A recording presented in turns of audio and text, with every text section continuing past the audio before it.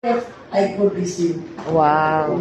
Hindi na kinailangan mo para sa pag-get in your presence because coming here is not easy. You spend your precious time in coming here. Labor din mo, effort din mo in coming here. Isa. Because of love. Thank you kayo sa inyong pag-ami karon to join the celebration of my milestone na giabot ko ang 75 years.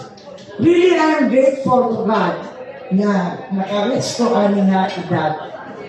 Still kicking, still able to travel,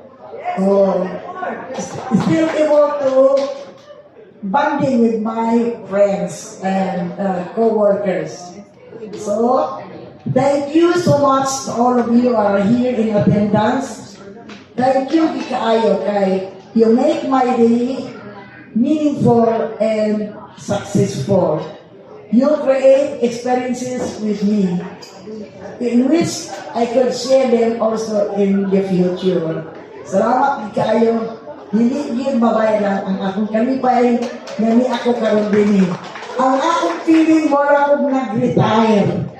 Oh, hindi kayo retirement. More like reunion of my family, relatives and friends, and also of my co-teachers, co-workers in the DepEd family.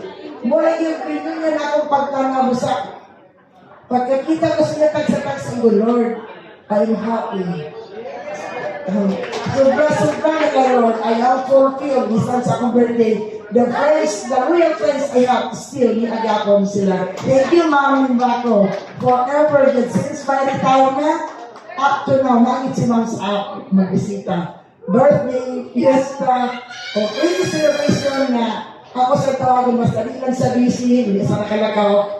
She is always there beside me. Thank you, kaya naman. Sir William, thank you also for coming. Kanilang tanan, thank you so much and good evening.